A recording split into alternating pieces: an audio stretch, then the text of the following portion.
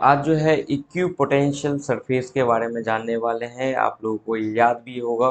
ठीक है, इक्यू potential surface क्या होता है। तो सबसे पहले जो है अगर आपसे पूछा जाए कि इक्यू पोटेंशियल सरफेस क्या होता है, उसकी दो प्रॉपर्टी लिखिए, तो इस क्वेश्चन का जवाब हम कैसे करेंगे, आइए उसको देखते हैं। तो सबसे पहले हम हेडिंग बनाते हैं क्या, equipotential surface and its properties. ठीक है, तो इक्यू पोटेंशियल सरफेस और उसकी प्रॉपर्टी क्या होगी उसको देखते हैं। तो इक्यू पोटेंशियल सरफेस क्या होता है, तो कोई भी सरफेस, ठीक है, चाहे वो कंडक्टर का सरफेस हो सकता है या आपका स्पेस में कोई भी आप जो है इमेजिनरी सरफेस ले सकते हो, मतलब कि हाइपोथेटिकल हो या रियल हो, इस बात से कोई बहस नहीं है। अगर उसके सरफेस के पॉइंट का पोटेंशियल हमारा सेम है, हर एक जगह का पोटेंशियल सेम है, तो वैसे सरफेस को क्या कहा जाता है, इक्यू पोटेंशियल सरफेस कहा जाता है। ठीक है, इसको कैसे लिखना है, तो इसको हम लिखेंगे कैसे, तो इक्यू पोटेंशियल सरफेस हेडलाइन बनाएंगे, और हेडलाइन बनाने के साथ जो है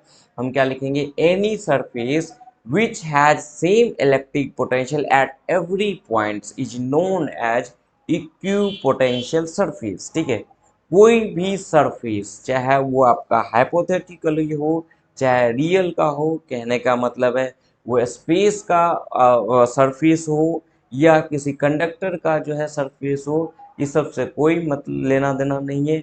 अगर अगर ठीक है, उसके सरफेस का हर एक पॉइंट का पोटेंशियल सेम आ रहा है, तो वैसे सरफेस को ही क्या कहा जाएगा, इक्यू पोटेंशियल सरफेस। और इसका नाम भी उसी तरीके से रखा गया है, इक्यू पोटेंशियल। क्या नाम है इसका, इक्यू पोटेंशियल, मतलब ऐसा सरफेस जिसके हर एक पॉइंट का पोटेंशियल सेम। ठीक है, तो जैसा कि यहाँ पे देखो आपको एक सरफेस दिख रहा है, इस सरफेस में क्या है, यहाँ पे ये एक सरफेस आपको दिख रहा है। ठीक है, यहाँ पे देखो आप, ये एक सरफेस है आपका। ठीक है, अच्छा, यहाँ पे अगर इस सरफेस पे इलेक्ट्रिक फील्ड परपेंडिकुलर है ना, सरफेस पे क्या हमारा इलेक्ट्रिक फील्ड परपेंडिकुलर है, ऐसा ये क्लियर है, ये भी तो आप समझ लो थोड़ा सा।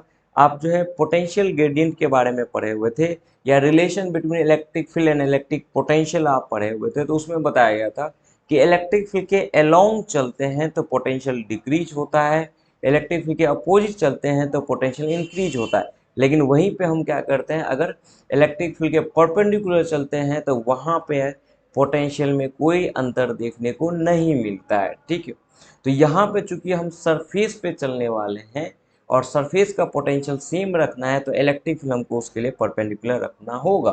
खैर, यहाँ पे देखो आपका कि एक पॉइंट सरफेस पे दो पॉइंट है ए और बी, है ना, सरफेस पे क्या पॉइंट है, दो पॉइंट है ए और बी। अगर हम ए से बी की तरफ जाए तो क्या हम इलेक्ट्रिक फील्ड के परपेंडिकुलर चल रहे हैं, क्या हम इलेक्ट्रिक फील्ड के परपेंडिकुलर चल रहे हैं, तो बिल्कुल इलेक्ट्रिक फील्ड के परपेंडिकुलर चल रहे हैं। और रिलेशन से पहले भी हम पढ़ चुके हैं, कोई अंतर नहीं आएगा पोटेंशियल में।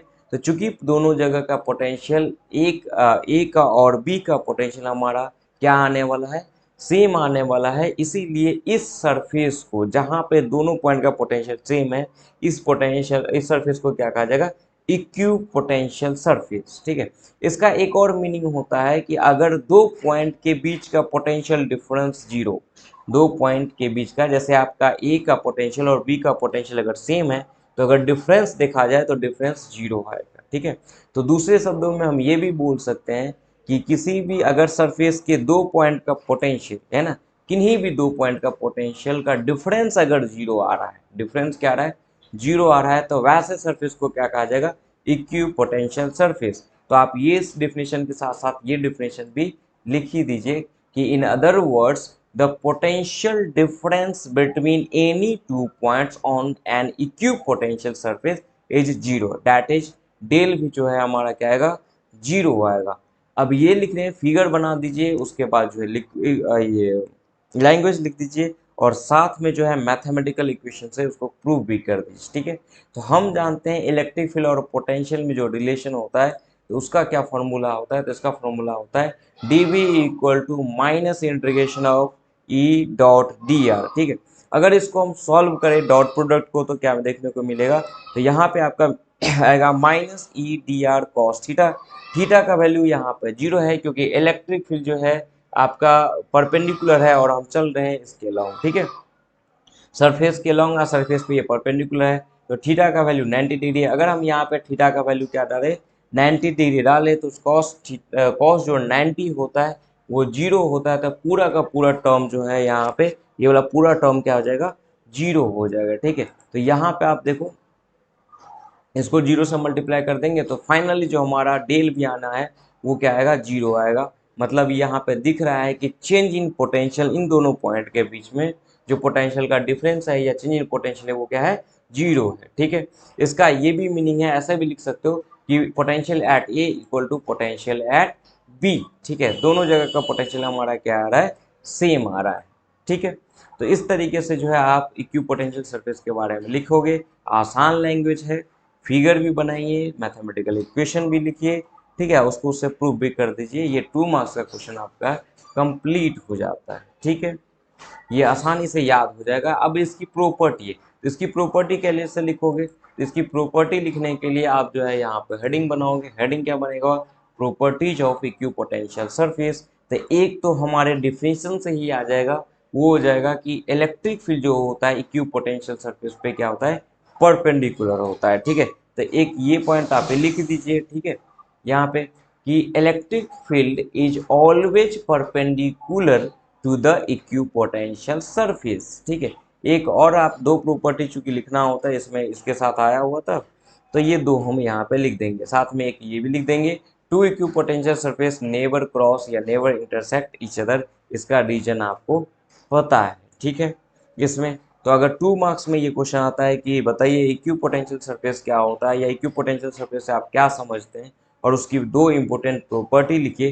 तो ये दो इंपॉर्टेंट प्रॉपर्टी आराम से लिख सकते हो। बाकी इसका और वही प्रॉपर्टी है जो 2 मार्क्स में जो है आपके आते रहता है या ऑब्जेक्टिव में आते रहता है, तो आपको अगर याद है तो वो दोनों भी लिख सकते हो, नहीं तो ये तो आपका है ही। ठीक है, तो इसको आप जो है अच्छे से याद कर लोगे दोनों को। ठीक है, और उसको लिख लोगे, आपका उस तरीके से बार बार जो है लिखोगे, याद करोगे, आपका याद हो जाएगा। ठीक है, और एग्जाम में इसी तरीके से आपको ये लिख के आना है। ठीक है, आराम से। ठीक है, तो चलो इसको जो है आप करो, है ना। फिर नेक्स्ट जो है हम देखेंगे 2 मार्क्स का जो है लगभग आपको हो ही गया। अब जो है 5 मार्क्स पे थोड़ा सा काम करेंगे, है ना। 5 मार्क्स में जो आने वाला क्वेश्चन है वो चीज़ आपका हो जाएगा। उसके बाद जैसे भी होगा हो जाएगा। रैंडम क्वेश्चन करना है, कोई दिक्कत वाली बात नहीं है ना। बस हम एग्जाम का प्रिपरेशन मेरा अच्छे से हो जाए, बस वही मेरा मोटिव है। ठीक है, और आपका अच्छा मार्क्स आ जाए। ठीक है, चलिए तो इसको करिए आप। Thanks for watching. Like share comment subscribe करना ना भूलें।